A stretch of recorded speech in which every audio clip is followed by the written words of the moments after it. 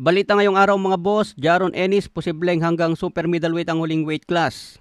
Ayon sa ulat ng Ring Magazine, naniniwala si Jaron Ennis na pwede siya umakyat hanggang super middleweight bago matapos ang karera sa boxing. Sa kasalukuyan, nakatakdang lumaban si Ennis sa 154 super welterweight laban kay Xander Zayas sa June 27. Target niya maging 2 division world champion at unified sa 154.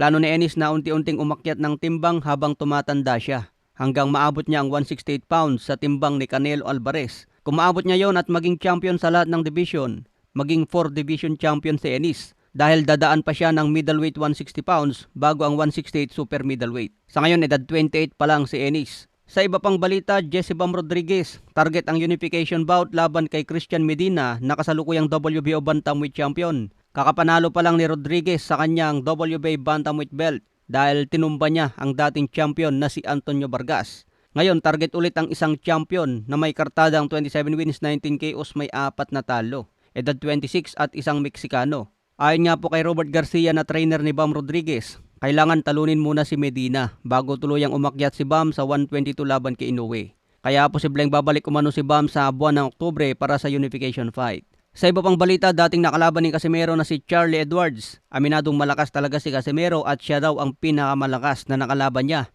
Base sa record ni Charlie Edwards, 21 wins, 7 KOs, may 3 talo. Nagkaroon lang siya ng isang talo by knockout at yung 2 talo galing sa desisyon. Si Casimero lang po ang tumalo sa kanya by TKO noong 2016.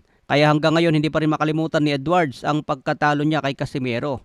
At aminado siya na malakas talaga ang suntok ni Alas. Samantala, nagparamdam naman si TJ Doheny kay Casimero. Nag-comment kasi ito ng hello sa mismong comment ni Casimero na nagpapasalamat siya kay Koki Kameda. Noong 2024, natalo si TJ Doheny laban kay Naoya Inoue. 2025, natalo naman siya kay Nick Bull. Ngayong 2026, baka gusto rin matikman ang kamao ni Casimero. Sa ngayon, edad 39 na po si TJ Doheny. Samantala, may kumakalat na lalaban daw si Casimero sa title shot. Sinong champion naman ang kalaban niya mga boss? Malabo pa na mapalaban si Alas sa world title shot, pero pwede sa minor belt or minor international belt. At hindi pa yan kumpirmado mga boss, abangan na lang ang siguradong ulat. Sa iba pang balita, UFC naman tayo mga boss. Nagbigay ng pahayag si Ilia Topuria sa kanyang pagkatalo kay Justin Gaethje. Binati ni Ilia Topuria si Justin at tinanggap ang kanyang pagkatalo nang walang palusot. Sinabi niyang magpapagaling na lang siya at magbabalik na mas malakas.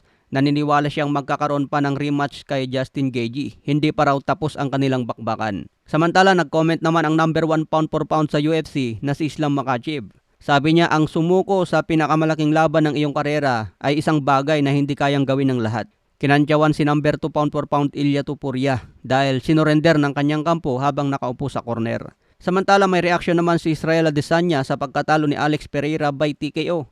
Pumalakpak pa mga boss dahil believe daw siya kay Pereira na sinubukang umakyat sa heavyweight division para lang maging 3 division champion. Wala daw masama sa pagkatalo ni Alex Pereira, lalo na gusto niya maging GOAT.